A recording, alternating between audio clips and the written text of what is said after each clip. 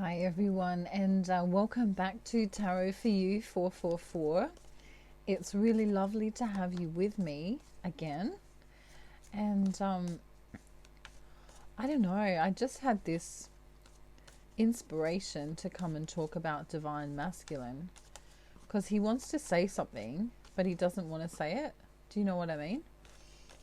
So he's like, he wants to tell you this, but he doesn't want to tell you this. And there goes my throat chakra. So if you haven't been to my channel before, my throat chakra always plays up when divine masculine has a message he wants to say for this particular collective. So if you hear me clearing my throat, don't worry, I'm not like that all the time. It'll go away later. But this is Harry, and he's kind of like my mascot for the channel because, you know, he's always happy. And so I want to bring, you know, joy and happiness and peace and love and light to this channel. So if you're new, welcome. And if you've been here before, what have you been up to and what do you need to change? No, I'm just joking. That was Harry talking, not me. You're doing a great job. I'm joking around. I'm joking. The running joke about my channel is my bad curtains. So, you know, you can see my curtains. There's two different types of curtains. And I kind of leave them there on purpose because I sort of want them to represent that, you know, in the imperfection, there's perfection. And, you know, I've also got a little mess in the corner there, which I haven't cleaned. And that is also to represent on the twin flame journey that, you know, there's always something more. You know, there's always something more to do. There's always something more to learn. There's always some, you know, extra guidance or extra, you know, insight that we can get. You know, something to clean up, I guess. So that's kind of a metaphor. You know, my background is a metaphor for the twin flame journey. I can afford new curtains. I just choose not to, okay? So before I start with this, I just wanted to bring up a little topic that I thought about earlier. And, you know, I was kind of having some quiet time, or, you know, I guess you could call it reflection or meditation or, you know, whatever you want to call it. But, you know, as I was having my alone time, I kind of came to this conclusion that, you know, quite often the divine feminine is really excited for union. And, you know, it kind of feels like this waiting energy, you know, when's divine masculine going to come in? When's he going to propose? When is he going to, I don't know, text or call or, you know, all of those things. And this is a natural state of being for the divine feminine to be in because she is the receiving energy. Okay, so the two polarities of the divine feminine and divine masculine means that, you know, she is the receiving energy. So I'm trying to figure out a way that I want to explain this. I don't know. I guess the most obvious way is to talk about, you know, making love and how, you know, I don't want to go all gender based because, you know, there are twin flames who are the same sex, as we know. But if we just take, you know, the masculine and feminine traditional, you know, energies and say that, you know, one is giving, you know, one has a penis and one has a vagina, okay? And so, you know, the masculine energy gives to the feminine and the feminine receives that energy. And of course, you know, this can occur, you know, in a, you know, same-sex relationship, of course. And so, you know, my channel doesn't judge or, you know, mitigate, or I don't know what the right word is. Do you know what I mean? So I'm just using it as an explanation. So don't have a go at me down in the comments. But what I mean is that the feminine energy is definitely this receiving energy, this passive energy, this beautiful serene energy. And already from the cards I've pulled, we have the Queen of Cups here. So this is the energy of sitting quietly.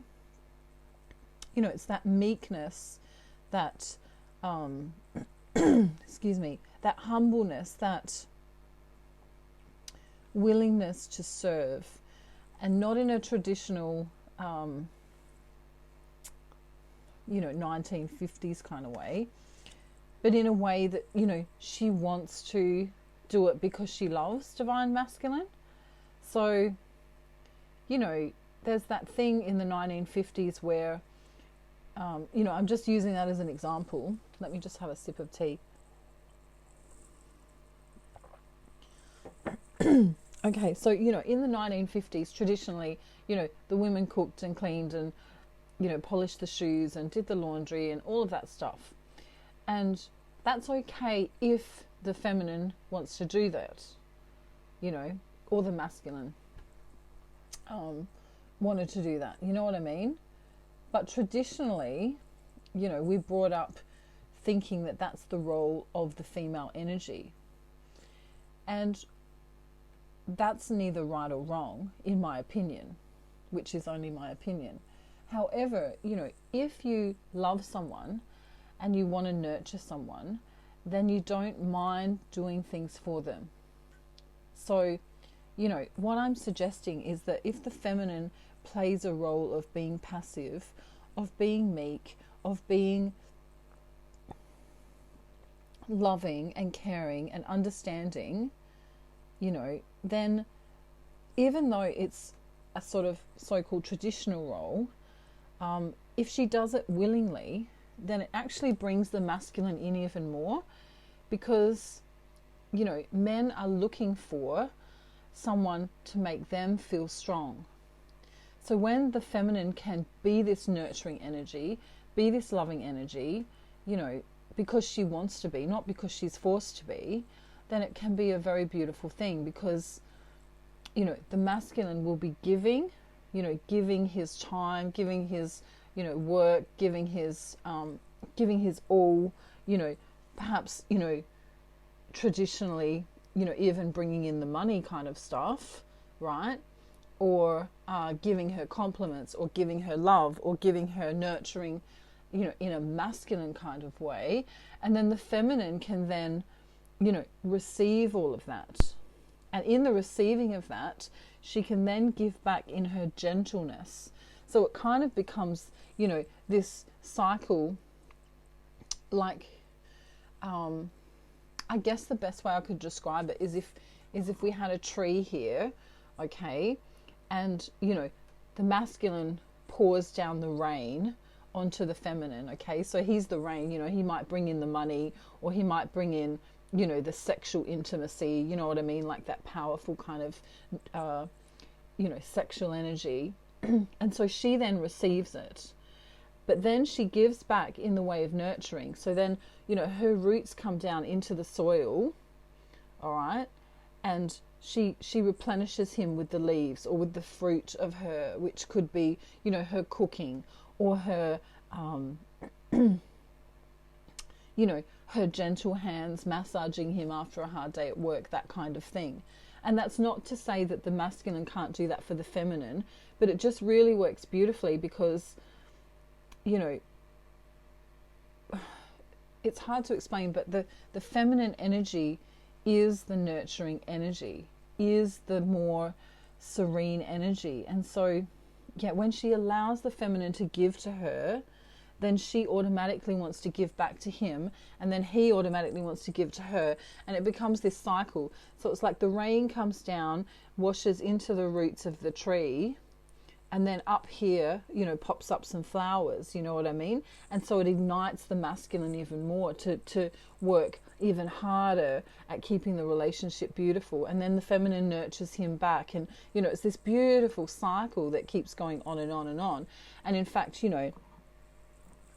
that circle, that representative circle, is like in a marriage where you give, you know, the wedding band. You know what I mean? So it's this never ending give and take, you know, to each other. Okay. If you don't agree with me, that's fine. You know, it's just that, in my opinion, the energies work so well together because one is giving and one is receiving. So this constant give and receive and give and receive works really well. What I've noticed when I work with clients is that when the feminine energy becomes masculine, you know, dominating, you know, kind of distorted, kind of alpha, you know, that alpha female kind of thing, then it turns the masculine off, because it's like, you know, it's like coming up against another man. You know, it's like the bravado of another man. And so then he feels defensive rather than giving. So that's something I've noticed in the twin flame journey, is that, you know, the twin flame feminines who are sometimes in their distorted energy because of ego will say things like, you know, well, my masculine's not coming in and he's a jerk and he's a, you know, he's this and he's that, and, you know, completely emasculating everything about him, even if he's going through a rough time, or, you know, if he has a karmic partner or something like that. But the whole point about it is that when you come at someone in a defensive mode, they're going to automatically be defensive, or they're going to run away. So that's just a point I want to make, is that, you know, if you are divine feminine and you're not being nurturing and unconditionally loving, despite what's showing up in the masculine, and I'm not saying to not have boundaries, that's not what I'm saying at all. If someone's treating you in a bad way, whether they're your twin flame or not, you should, you know, put your hand up and say, look, no, that's not something I'm willing to, you know, undertake. Okay, so what I'm trying to say is that a beautiful relationship between two people who love one another equally is this give and take that can go round and round and round and round, you know, for eternity if you let it, you know, which is the idea of the twin flame, this give and take, you know. Anyway, that's something I wanted to bring up before I bring in the divine masculine, because now he wants to talk, and let's see what he has to say today. I can't believe that's the first card that came out, and that's my topic at the moment, is this caring energy.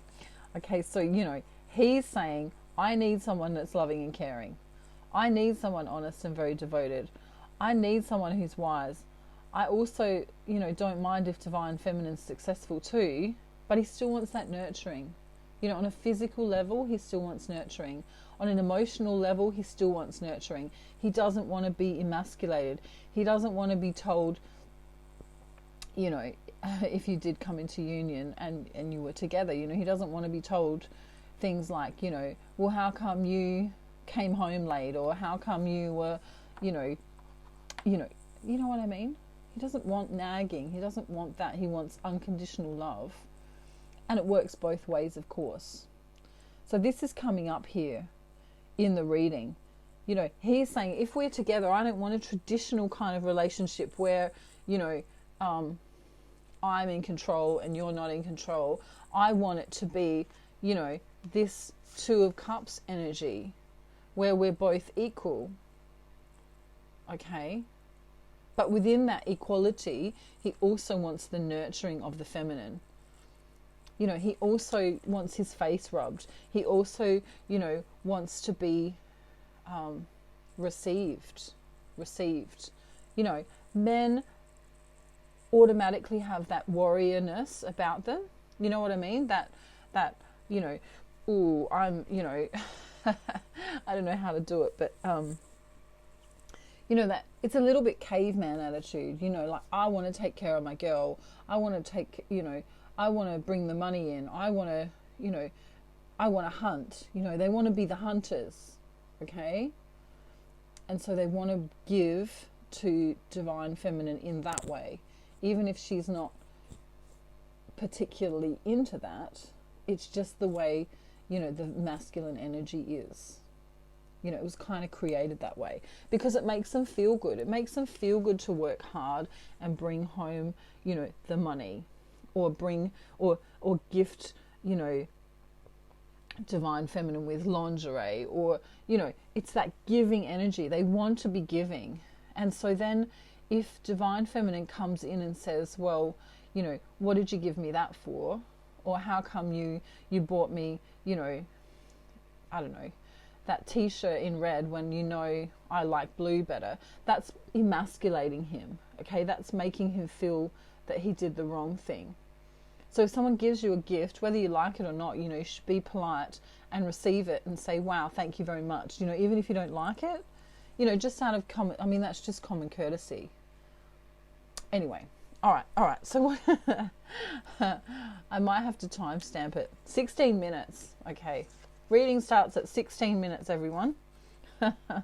If you listen to me dribble on for 16 minutes, Harry's congratulating you for listening to me, because even he's like, oh, whoa, what are you doing, woman? Get on with the show. Okay, right. So he wants this nurturing. He wants this love, equal love, but he still wants to be this warrior energy, okay? He doesn't want drama. Divine masculine does not want drama. He's been there, done that, got the postcard. You know, he's been with other women who like drama, who like to emasculate, who are alpha in nature. Okay? He wants someone who's giving, who's nurturing and loving.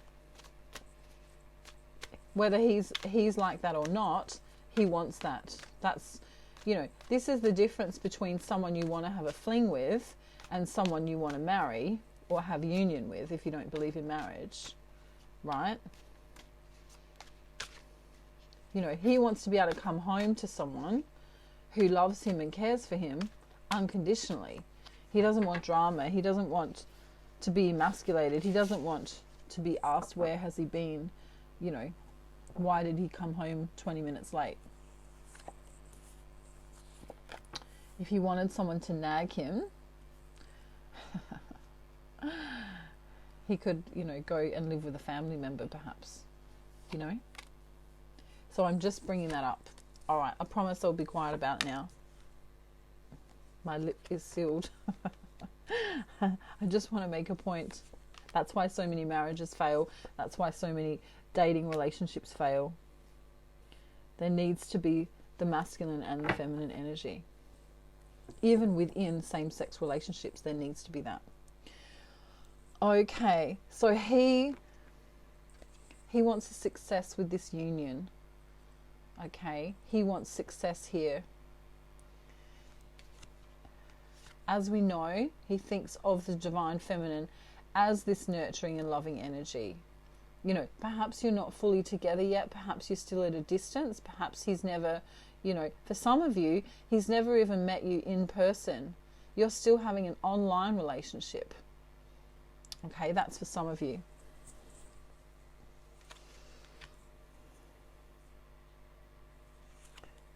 So he's already argued with people in the past. He's already had arguments. He's already had to walk away from conflict. He's already had enough drama. And so now he wants to move away from that,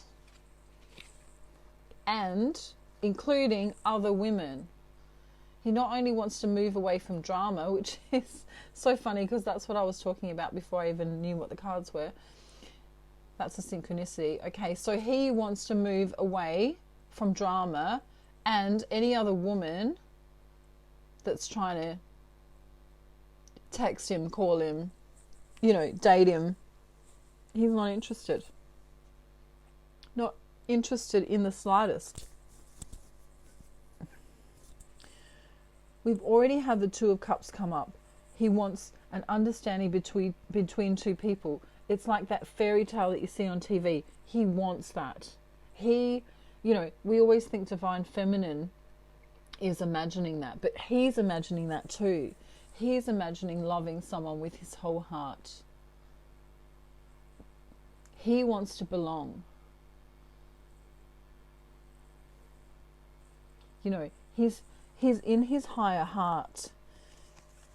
He's taken this leap of faith, you know, this fool for love. I'm a fool for love, Divine Feminine. And then we have the offer, or for some of you, the apology. If he hasn't come in for a while, there'll be an apology coming, saying, I'm sorry I haven't come in. I was kind of busy. I had some stuff going on. All right.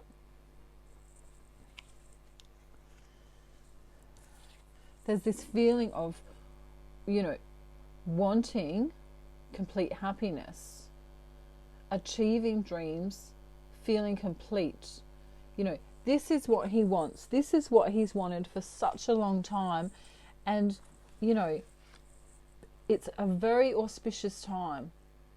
A very, very auspicious time right now, because there's the Ace of Pentacles here. And this is a past energy. This has been coming in. Abundance is coming in.